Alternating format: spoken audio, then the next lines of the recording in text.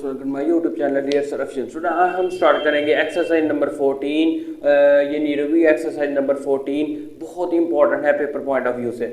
इसमें मैंने question number 1 start करने लगा हूँ। क्वेश्चन नंबर 1 में बेटा लिखा हुआ है, जैसे कि आप जानते हैं कि मैं हर एक चैप्टर का हर एक क्वेश्चन करता हूँ, तो लिहाजा ये नहीं है कि पेपर में आए या ना आए, लेकिन मैं इंशाल्लाह ज़रूर करूँगा। लेकिन मैं इंपॉर्टेंस बताता रहता हूँ साथ साथ, ये इंपॉर्टेंट है कि नहीं, ये शॉर्ट के लिए इंपॉर्टेंट है, ये लॉन्ग के लिए इंपॉर्टेंट है। इस वजह से ये चैनल भी आपके लिए बहुत हेल्पफुल है।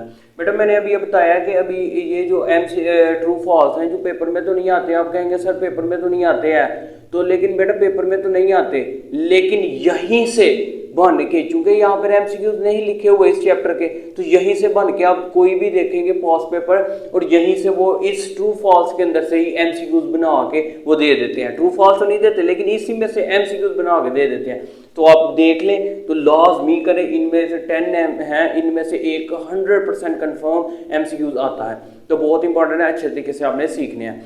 तो चलते हैं क्वेश्चन की तरफ। Which of the followings are true and which are false. बेटा आपने बताना है कि इसमें ट्रू कौन सा है और सही कौन सा है और गलत कौन सा है। इन 10 में से हम इनको देखते हैं कौन सा सही है। कॉन्सेप्ट के साथ आपने सीखने की कोशिश करनी है। पहले क्वेश्चन की तरफ आते हैं जी। कॉन्ग्रुएंट ट्राइएंगल्स और the same size same shape. अब यहाँ पे पहले सीख लेते हैं। यहाँ पे दो चीजों का जिक्र हुआ है कि कॉन्ग्रुएंट ट्राइएंगल। ये देखिए, अगर मैं एक ट्राइएंगल बनाता हूँ, जैसे मैंने ये ट्राइएंगल बनाई है, एक ये राइट एंगल ट्राइएंगल आ गई, और एक हम फर्दर साथ बना लेते हैं। ये हमने एक राइट एंगल ट्राइएंगल बना ली और एक हम ये बना लेते हैं। ठीक हो गया। अब यहाँ पे मैं लिखता हूँ जी 45। ठीक है, यहाँ पे भी मैं बना देता हूँ जी 45, और यहाँ पे आपको पता है 90 है। यहाँ पर भी क्या है जी, बना देता हूँ 45, यहाँ पर आ गया 90, और यहाँ पे बना देता हूँ 45। देखिए तीनों के तीनों एंगल सेम है। ठीक है, अब इसमें देखना है कि क्या साइज भी सेम है, साइज भी सेम है और शेप भी सेम है। शेप डिफरेंट भी हो जाए, देखिए वो तो हमारे पास है, लेकिन आपने ये देखना है साइज इस तरह डिफरेंट होता है कि यहाँ पर बाहर अगर यहाँ से यहाँ तक फासा 4 है और यहाँ पे लिखा हुआ है 3 है, यहाँ पर 5 है, इसका मतलब यहाँ पर भी 4 होना चाहिए, यहाँ पर भी 3 होना चाहिए और यहाँ पर भी 5 होना चाहिए। तो ये आपस में एक बेटा क्या है, कॉन्ग्रुएंट ट्राइएंगल। अगर हाँ एक ट्राइएंगल बनी है, ऐसे मैं एक और ट्राइएंगल बना देता हूं जिसके यहाँ पर 90 डिग्री आ गया, यहाँ पर भी बेटा 45 है, लेकिन यहाँ पर क्या है, क्या आदत है 45 डिग्री। तो यहाँ पर लिखा हुआ है जी 7, यहाँ पे 4 लिखा है, यहाँ पर 8 लिखा है।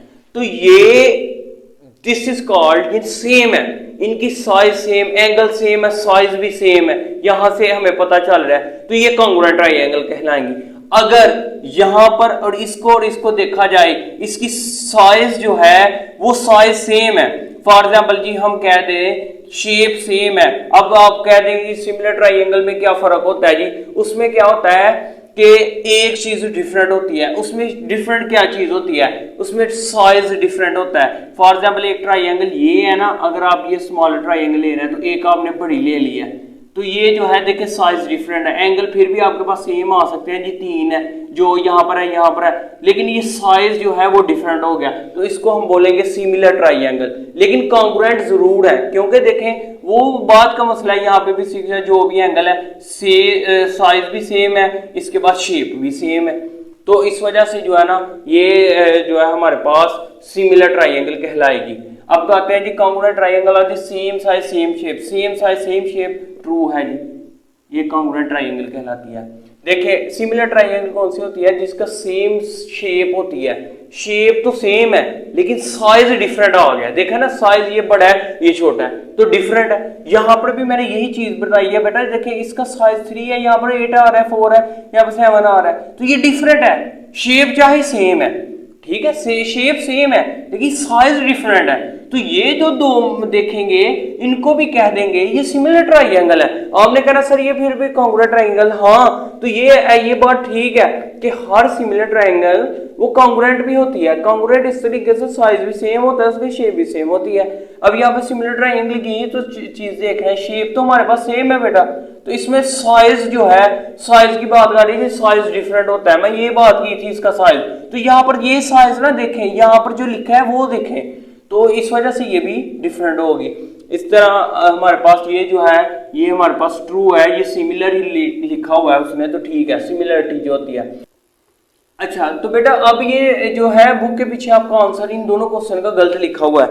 गलत इस तरीके से लिखा हुआ है कि यहाँ पर उसने पूछा क्या है, देखें symbols are use for congruent के लिए हम ये वाला सिंबल यूज करते हैं। आपके कुछ हो सकता है कि शायद पुरानी बुक्स हो उसके ऊपर ना ये वाला साइन उन्होंने ऊपर शिफ्ट किया हुआ है और उसका नीचे, फिर ये दोनों के दोनों फॉल्स हो जाते हैं। चूंकि बुक के पीछे देखा जाए तो आंसर फॉल्स है, लेकिन यहाँ पे ये ट्रू है। आपको पता है कि जो कॉन्ग्रुएंट का सिंबल होता है वो बेटा यही तो होता है, ये ठीक लिखा हुआ है।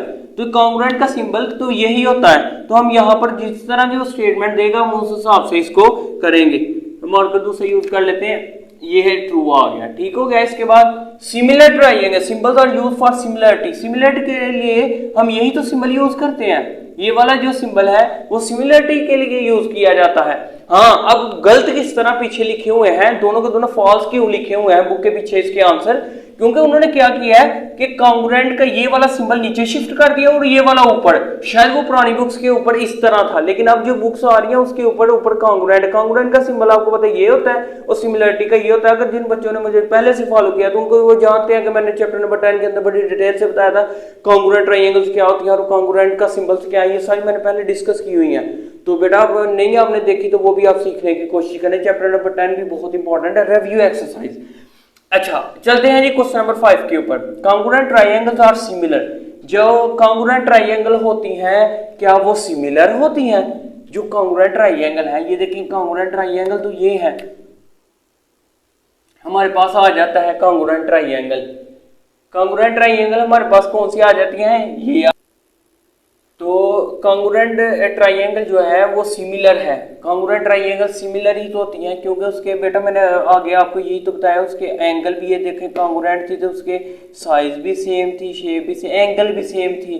तो ये जो है वो ये आंसर भी हमारे पास से ट्रू आ जाता है। लिहाजा यहाँ पर देखेंगे पहले 5 के 5 ट्रू है, लेकिन बुक के पीछे देखेंगे या शायद ये उन्होंने फॉल्स लिखा हुआ था, ये आपने करेक्शन कर लेनी है। लेकिन बुक के हिसाब से अगर स्टेटमेंट यही लिखी थी तो मैंने उस हिसाब से ट्रू बनता था, ट्रू लगा दिया।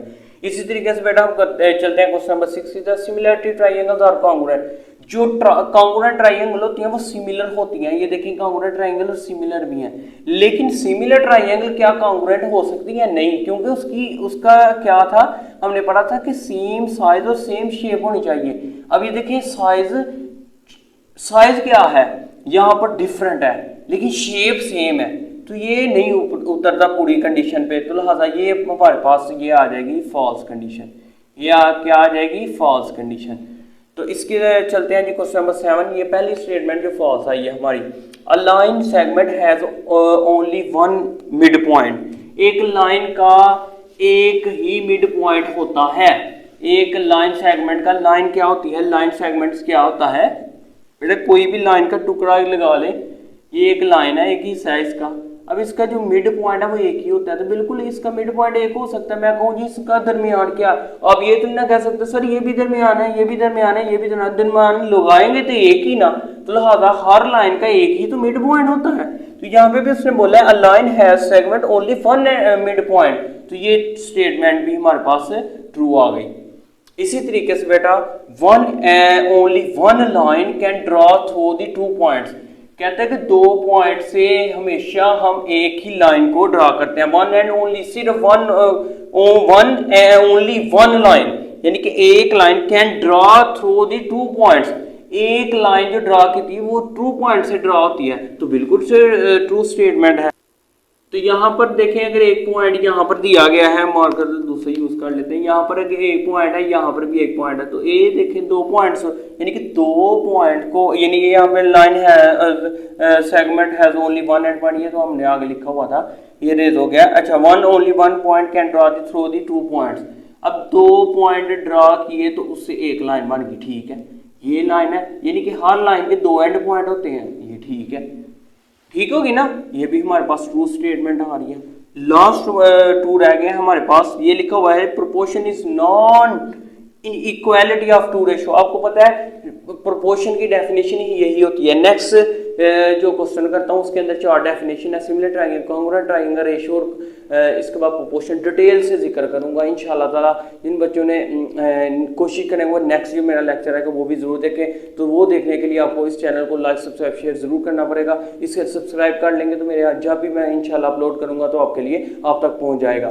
अब ये है कि अब यहाँ पे लिखा हुआ है प्रोपोर्शन इन नॉट, मतलब प्रोपोर्शन तो होते ही बेटा क्या है, इक्वालिटी ऑफ 2 रेशो, यानी कि 2 रेशो के दरमियान, 2 रेशो के दरमियान, 2 रेशो के दरमियान सी रेशो डी, एक ये रेशो है और एक ये रेशो है, 2 रेशो के दरमियान ये जो चीज होती है इसको हम इक्वल कहते हैं। Equality of 2 ratio is called proportion. तो उसने कहा नॉन इक्वालिटी है, तो ये फॉल्स स्टेटमेंट है। इसी तरीके से ratio has no unit, true है। रेशो का क्यों यूनिट नहीं होता, क्योंकि इसकी क्वांटिटी सेम होती है। क्योंकि देखिए हमने जब भी सॉल्व किया जाता है कि अगर एक 5 मीटर है, यानी कि मैं कहता हूँ एक किसी की लंबाई जो है किसी की भी चीज की लंबाई, चले इंसान की 5 फीट है, 5 फीट लंबाई है, तो अब इसको ये तो नहीं ना किया जाएगा जी 8 किलो। ये कभी कंपेयर हो सकता है, कंपैरिजन हो सकता है, कभी भी नहीं हो सकता। ये क्या हुआ जी 5 फीट लंबाई है और 8 किलो है, ये क्या, ये किसी किस्म का ये कोई कंपैरिजन नहीं है। लिहाजा फिट का मुकाबला करना है तो कोई दूसरा आए वो फिट से करे कि एक की लंबाई 5 फीट है, एक की 8 फीट है। अब ये देखें क्वांटिटी सेम है तो इसको हम रेशो कहेंगे। तो क्वांटिटी चूंकि सेम होती है तो ये कट हो जाता है, जैसे 5 फीट ओवर 8 फीट, तो फिट तो कैंसिल हो जाता है, तो लिहाजा 5 ओवर 8 बचता है। तो ये जो है उसका यूनिट तो ना लगा 7 फीट, तो इस वजह से कट हो जाता है सेम यूनिट होने की वजह से। तो इस वजह से ये आंसर 2 है। उम्मीद है कि बेटा आपको बहुत अच्छे तरीके से आपने सीख लिया होगा, ये सारे के सारे अच्छे तरीके से सीखे। इनमें से एक MCQ लाजमी पेपर में आता है, वैसे भी बहुत इंपॉर्टेंट है, शायद 2 भी आ सकते हैं। तो इस वजह से आपने इसको अच्छे तरीके से सीखना है। इंशाल्लाह नेक्स्ट लेक्चर के अंदर हम चारों की चारों डेफिनेशन कॉन्सेप्ट के साथ अच्छे तरीके से सीखने की कोशिश करते हैं, ताकि आपको पेपर में किसी किस्म की कोई प्रॉब्लम हो। और डायग्राम बना के एग्जाम्पल के साथ करते हैं ताकि हमारा कोई भी नंबर कट ना हो सके। इससे जाने से पहले मैं चाहूँगा कि आप जरूर इस चैनल को लाइक सब्सक्राइब शेयर जरूर करें, सब्सक्राइब जरूर करें, ताकि मेरे आने वाली वीडियो आप तक पहुँचे, आप इजीली वॉच कर सीख सकें। इंशाल्लाह नेक्स्ट वीडियो में मिलते हैं, नेक्स्ट लेक्चर में। दुआ में याद रखें। अल्लाह हाफ़िज़।